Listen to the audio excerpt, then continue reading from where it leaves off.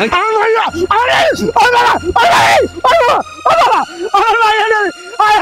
আমার ভাইয়া তো বলে না কে কোথায় আছে মাসা আমার ভাইয়া আমি কোথায় যাবো এখন থানায় যাবো আমি থানায় যাবো আরে আমাকে ছেড়ে দিন এই কে কোথায় আছো আমাকে বাঁচাও আপনারা আমাকে কেন উঠে এসেছেন কেউ বাঁচাতে আসবে না কেউ বাঁচাতে আসবে না আপনারা কি আমার সর্বনাশ ছেড়ে দেবো আমার সর্বনাশ করবেন না আমাকে যেতে দিন এই কোথায় যাস তোকে সর্বনাশ করব না এখানে কিসের জন্য এনেছি ওই শুভ লাইভে যা আমার ক্ষতি করবেন না প্লিজ আমাকে যেতে দিন please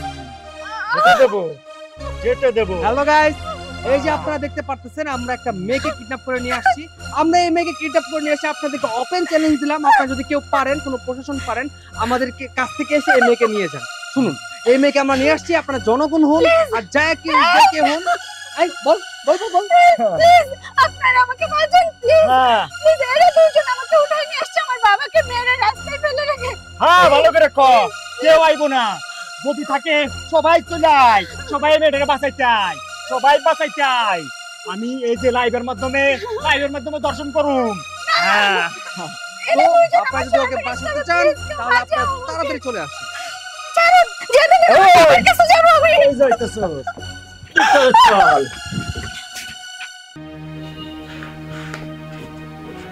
sir O sir sir আমার মেয়েকে বাঁচান স্যার আমার মেয়েকে বাঁচান আপনার মেয়ে কি হয়েছে?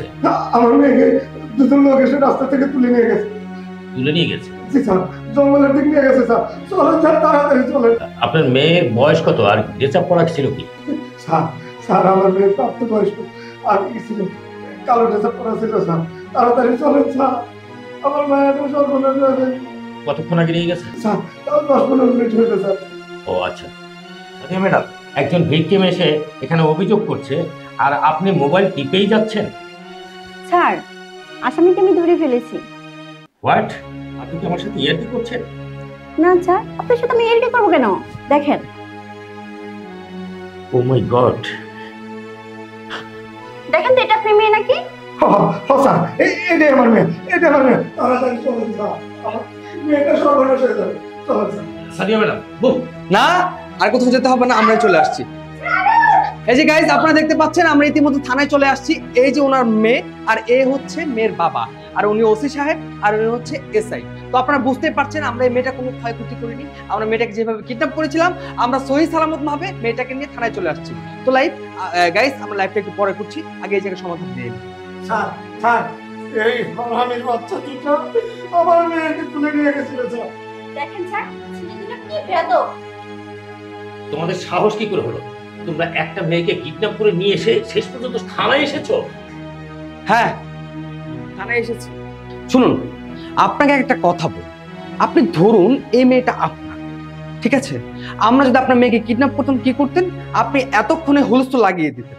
আপনি একটা শহরের বড় ওসি, আপনার অনেক নাম আছে, যশ আছে, খ্যাতি আছে, কিন্তু এই লোকটা কিন্তু একজন সাধারণ লোক। উনি একজন সহজ সরল লোক। দেখুন ওনার লেবাসটা দেখুন, উনি একটা পাঞ্জাবি পরেছে, একটা লুঙ্গি পরেছে, আর তার মেয়ের লেবাসটা আপনি দেখুন। ওনাকে দেখে মনে হচ্ছে না একটা মিডল ক্লাস ফ্যামিলির লোক, কিন্তু তার মেয়েকে দেখে কি মনে হচ্ছে জানেন? রাস্তার বাজে কিছু থার্ড ক্লাস মেয়ে আছে না, সেই সব মেয়ে। একটা ভদ্র ফ্যামিলির মেয়ে কখনো এই ধরনের ড্রেস আপ করে রাস্তায় বের হতে পারে, তাও আবার তার বাবার সাথে?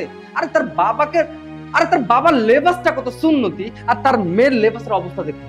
আর শুনুন, আমাদের সমাজে অনেক ইয়াং জেনারেশন ছেলে পেলে আছে যাদের রক্ত অনেক গরম।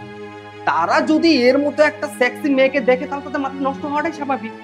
আর ওনার বাবাকে এই শিক্ষা দেওয়ার জন্য আর এই মেয়েটাকে এই শিক্ষা দেওয়ার জন্য আমরা দুজন মিলে প্ল্যান করে এই কাজটাই করেছি। কিরে জুয়েল বল।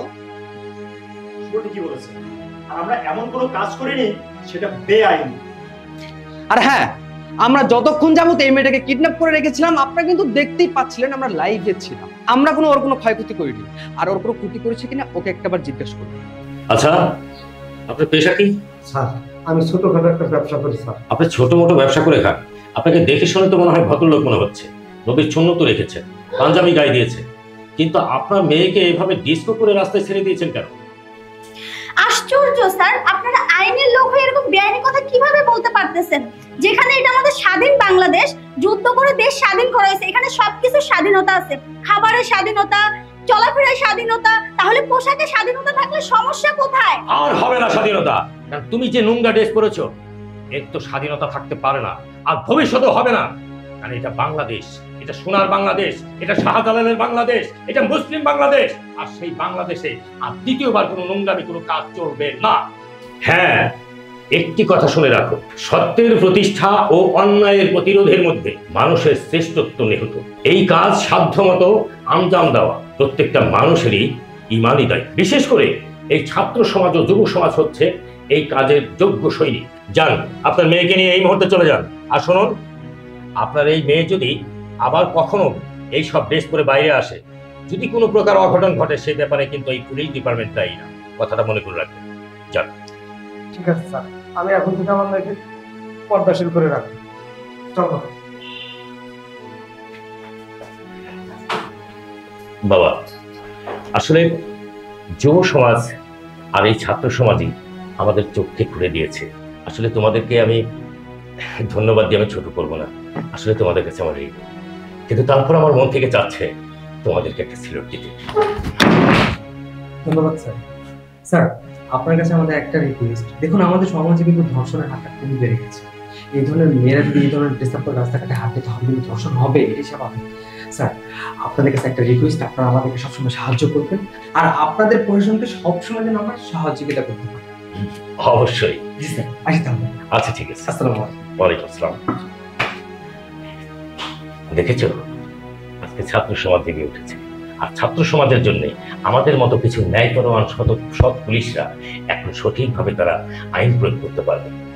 আচ্ছা, জয় হোক এই ছাত্র সমাজের, ধন্য হোক এই জেড জেনারেশনের।